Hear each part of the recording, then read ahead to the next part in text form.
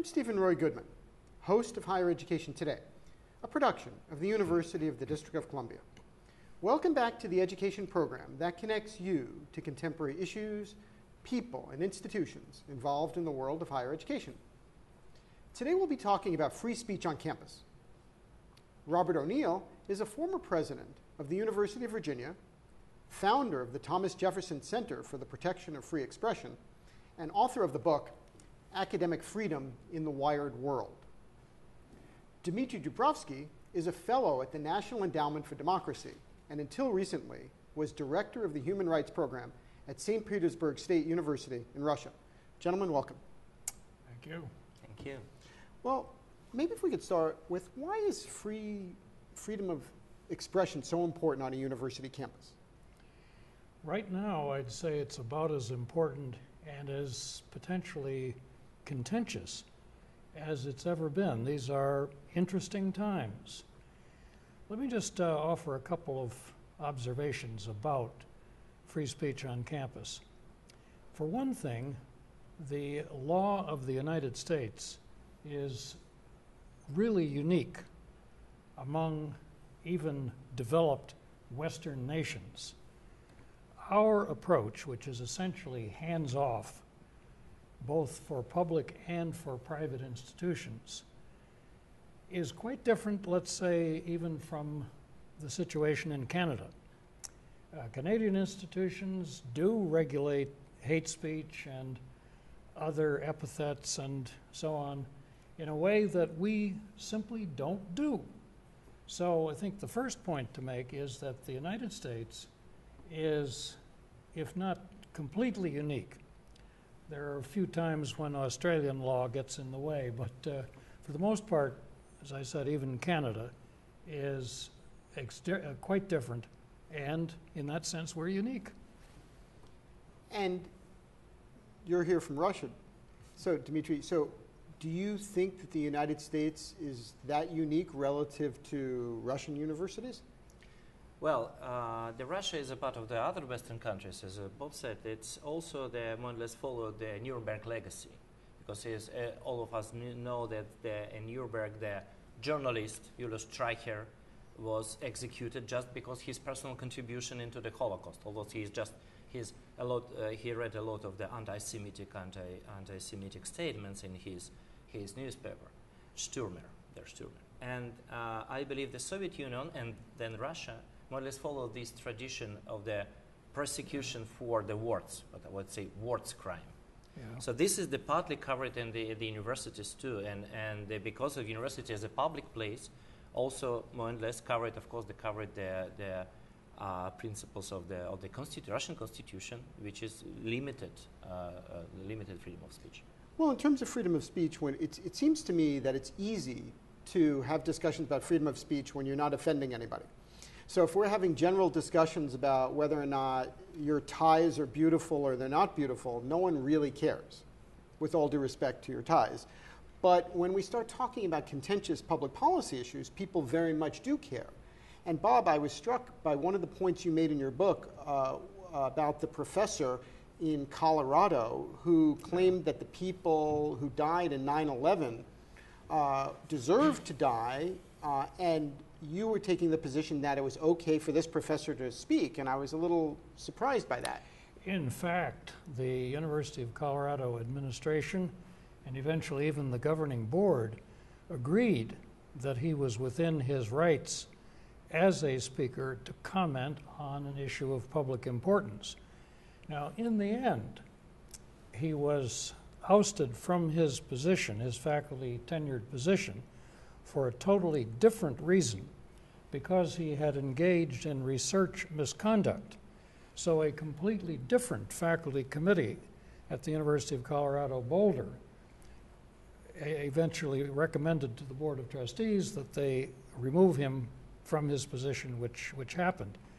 But insofar as his outrageous statements, he was fully protected, and the same has been true, for example, a notable Holocaust denier who has been on the faculty at Northwestern University for 35 years.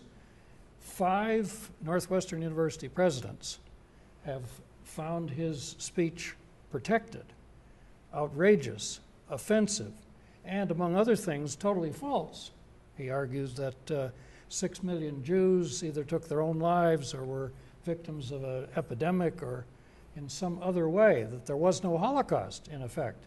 Well, he is free as long as he continues to teach in his subject area. He is free, 5 presidents have said so, to continue these outrageous untruths. But why should that be? So let's assume that I was the vice mayor of a city or I was a public official. Why do university professors have a different protection? Actually, it's not clear that they do. For public employees, as distinguished from those who work in corporations in the private sector who really have very little constitutional protection.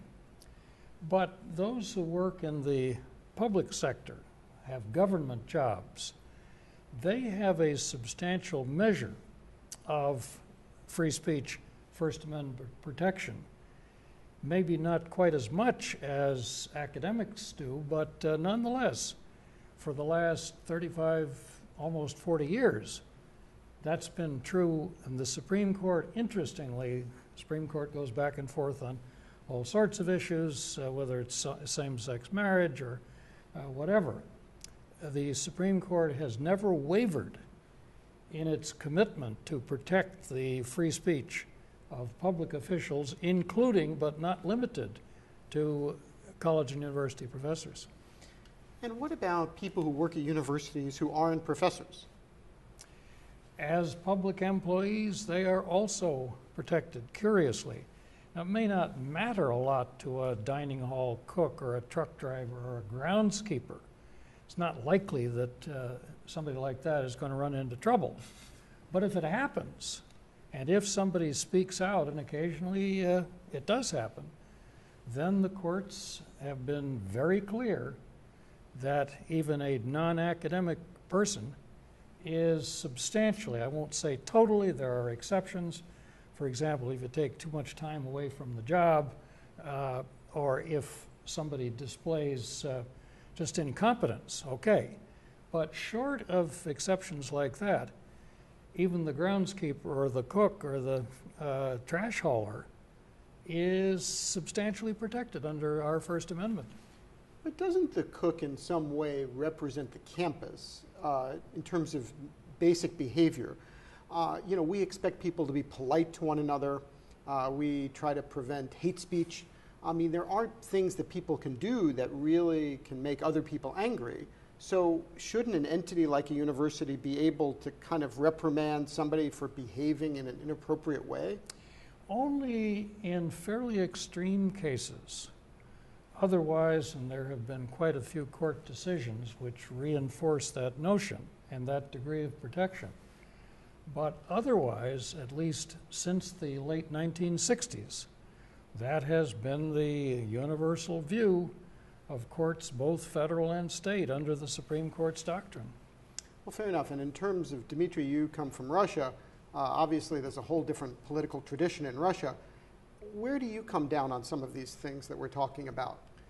Well, first of all, the question of the, hate speech do not exist in the Soviet Union, because although we have the special article in the Russian Soviet Crime Code, it's never had been implemented to anybody. Because, of course, the Soviet Union was the paradise for all the interethnic and religious relations. That's why it's, although it was put into the criminal code after the Second World War, I mean the criminal code against the article against the hate speech. But for now, the situation is quite different, because the turbulences, the political turbulences of the Russia in the beginning of the 90s, the existence in new independent Russia, the collapse of Soviet Union, it's all the interethnic and religious tensions in the late Soviet Union and the Russia. And of course, the number of people with the different political views, they were and are the college university professors. And it's the question remains for now, what is their liability for their speech? because in Russia, in principle, public speech could be protected only if they do not consist of the different so-called elements of the currently defined as extremism. If you're speaking on the, for example, the Holocaust deniers, or you're speaking something bad about the different nationalities or religion, you could be punished, well, from the fine to the serious amount of time in prison. So, and for the professors, for the universities, it's also the serious question of autonomy, the universities' autonomy. And unfortunately, so what had happened right now, what had happened in the 90s, and what is going on right now, that most of the victims of this legislation, mostly not the people from the hatred group, but mostly the oppositioners of the civil rights activists who can easily lose their position because of for example, it wasn't the case of academics, but it was a journalist who was punished because he was accused on the dissemination of the hate of the social group like political power of Tatarstan is one of the Republic of Russian Federation. And one of the biggest issues for Russia for now is the limitation of freedom of speech on behalf of security and social peace. And in particular, this is the serious case of the academia, when the academia already had a serious legacy of the Soviet Union, when all the academic freedoms were oppressed and limited. That's the current situation is mostly self-censorship. And since you're teaching or you have been at Bard College in New York State, do you, obviously there's a difference between St. Petersburg State University and Bard College, but do you notice some self-censorship on the part of faculty members at Bard? Never. That's maybe Bard College is unique on the American perspective. I am not very much acquainted with the other colleges, but the Bard College looks very free. Even the very harsh discussion about for example, personality of president and his personal contribution, that is very open, even more open than I could imagine, to be honest. But there seems to me very, very important this is the matter for everyone, the freedom of speech. This is the concern and the everyday concern of not all the faculty members, but the students, or the other employees. So this seems to me very important because of the kind of common value of the college. Fair enough. And then Bob, if you could say a word or two Sure. about self-censorship. Yeah, Bard is, of course, in many ways unique. I guess we could say that since the president has outlived virtually all of the faculty whom he initially recruited, he is subject to outrageous slings and arrows, I suppose. Let me add two qualifications that I think need recognition. If we take the case of, say, a foreign language professor in Romance languages, he or she is entitled to come into the faculty dining room and say, in all seriousness, I just know the earth is flat. Columbus was just lucky when he sailed out there. Really, it's flat. If he says that, he probably won't have many friends coming by for lunch, but he is protected as long as he continues to serve and teach and write in his discipline. If, however, the flat earth expert happens to be a geographer or a geologist, forget it. Under those circumstances, any governing board or administration would dismiss the person for incompetence, as in a geographer or a geologist is required to know that the earth is not flat. Now, let me add one other very quick qualification.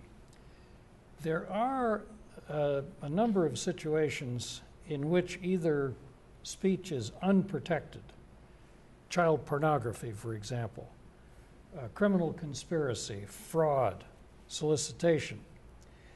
It's either unprotected or sometimes it's just deemed non-speech, even though it may involve words. But just conveying words without more, or conveying certain kinds of images, as in child pornography, that's not necessarily protected. But those are sort of the the two outposts are outliers, and everything else in between, including what goes on at the faculty dining room at Bard, I'm sure, is widely protected. And you were general counsel, if I'm not mistaken, for the AAUP. 3 times, yes. So if you could say a word or two about what AAUP does and what your role was in a little more detail. This happens to be a particularly important moment because the 100th anniversary of the American Association of University Professors is coming up in about 6 weeks. The various statements, starting with the original statement in 1915 and on through 1940 and into the 50s, not only has AAUP really uniquely been a guardian or protector of academic freedom in a way that no other faculty organization has ever quite been able to do, but they have also been very tough even on their own people. There have been several cases, for example, in which the national AAUP has actually imposed censure on a chapter of its own organization for violating its basic cardinal rules and principles. The other thing that's unique as we enter the centennial year is that AAUP never asks a beleaguered or troubled faculty member whether he or she is a member. They just serve the professoriate and don't ask. If the case comes out well, it would be nice to ask the person. I've actually done this several times, and on a couple of occasions they said, no, that's okay, thanks. I'm glad we were able to help, but you go on your way. That's unique to AAUP, and it's an extraordinary organization. Do you do anything to protect students? I wish we did more. And actually what has happened at the University of Oklahoma in the last 2 or 3 weeks is highly indicative.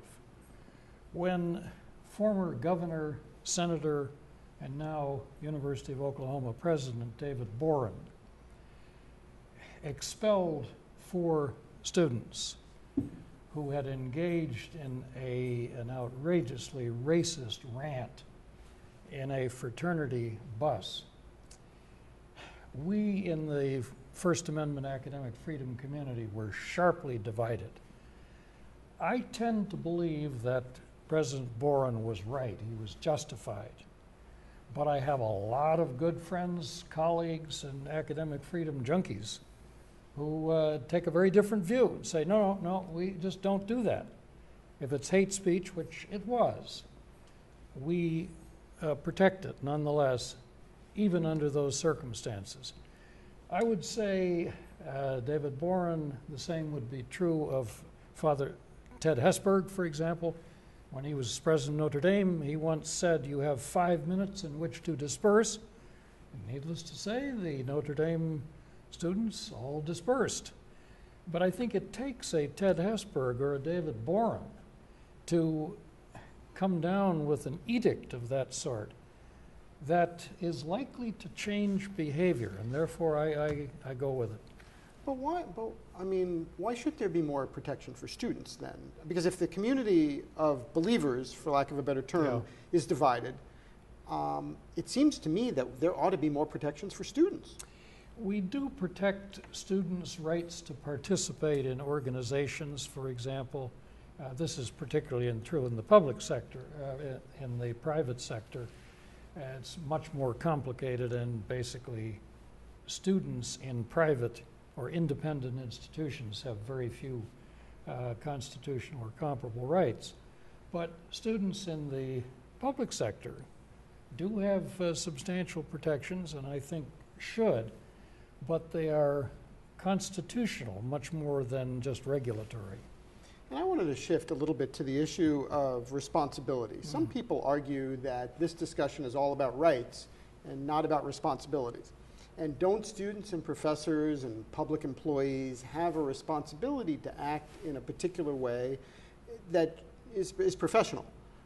And if Professor Jones or Smith or student Jones or Smith doesn't behave in a particular way, then there's nothing outrageous about asking them to leave. I would say this is a serious violation of principles of academia, because I believe the pillar of the academia is the Institute of Reputation and Professional Ethic, but not the legal regulations like the criminal or even administrative punishment, because that's very difficult to let's take these memorial laws in Europe like a good explanation why even in the Holocaust deniers who already has been punished, they could be protected even by the constitution of these countries, because who could identify what is the limits, what is possible to say, for example, about the Holocaust. If we are even especially academia should have additional privileges to discuss, let's say, numbers of victims. Well, for example, when I say officially the 6 million is not the proper number of victims, because they was calculated late after the Second World War, there were the sociological tools. In reality, there may be the number of victims a little bit less. But do I should be punished for as a Holocaust deniers or not? So that seems to me that all the regulations, they should be more or less regulate the principles outside of the academic community. I mean legal regulations. I believe they're very much in the Institute of Reputations. And by the way, this is the interesting question about these cases, what Bob has mentioned about this Oklahoma, because how about the reputation of this institute? If this already publicly announced that it was expelled, it's interesting. I would believe more in the university who expelled the students for the racial jokes and racial attacks. And I would think about, should I send my children to the university? Is this university protecting the people who are organized the racist attack to the people? Yeah. But the other issue, on the other side of that, and then I'd love to hear your thought about this, Bob, is the issue of, does a mom or a dad really feel comfortable sending their student to a university where their kids are going to be in a hostile situation? I agree with Dmitry, I think entirely, up to the point where I'd add one qualification. I think the context, the protective context with respect to parents, the relatives, classmates, and so on, I think there is rather limited protection, but it does get us into the area of responsibility. If a Holocaust denier, for example, simply publishes his or her views on the Holocaust, and they are manifestly false, they're offensive, we've already dealt with that. But if a Holocaust denier, in the course of publishing his or her views, disparages the views of an academic colleague, that we tend not to allow. And though I have never seen a case that actually addresses disparaging a colleague's views with regard to an issue as offensive and intrusive as the Holocaust, I think most of us would agree that that's where a line could be drawn. It's just that, unfortunately, I can't come up with a case that's ever happened. But in terms of responsibility, I think we should do a better job. And we all agree that we do a great job on rights, but not such a great job on responsibilities. But I think in dealing with such volatile issues, I think particularly the notion of protecting against disparagement of a colleague's views, I think that's just crossing the line. Fair enough. We only have a few minutes left, but I thought it was fair to point out, Bob, you have the same name as the Navy SEAL who allegedly shot and killed Osama bin Laden. Yep. I'm not sure I can claim any credit, but I did want to pass along for our general consumption a fascinating international experience. I attended the annual meeting about 25 years ago of the International Association of Universities in Manila. And there I came across and spent a fascinating afternoon with the rector of the University of Irkutsk. And we immediately identified one another because of our proximity to what in my case was the biggest lake. And he then turned around pointing to Lake Baikal and said, yes, but ours is much deeper than yours. And we went on talking about what we did in Great Lakes and Lake Baikal research programs. I wish I could have replicated that experience, and someday I'm going to go to Irkutsk. And while my colleague may have long since retired, I don't know, but that experience is one that transcends about everything else we're talking about. In what way? I think it brings people together on shared views. And Dmitry, your experience at BART, your view of American private higher education will never be the same once you go back to St. Petersburg or anywhere else, because you've had exposure, as I have had to German and other institutions. And I think, I know, Steve, you've had some excellent programs on internationalization, globalization. When it comes to speech, as different as our laws are in this country, there is a transcendent commitment to expression as a value that crosses international and various other boundaries. Well, gentlemen, we're going to have to leave it at that. Thank you both. If you would like additional information about Robert O'Neill or Dmitry Dubrovsky, please visit law.virginia.edu or ned.org. If you have comments or suggestions about higher education today, please send an email to our viewer mailbox at highereducationtoday@topcolleges.com. Thank you for watching. We will continue to bring you quality discussions about important matters in today's college and university world. Please join me again for another edition of Higher Education Today. I'm Steven Roy Goodman, and you've been watching Higher Education Today.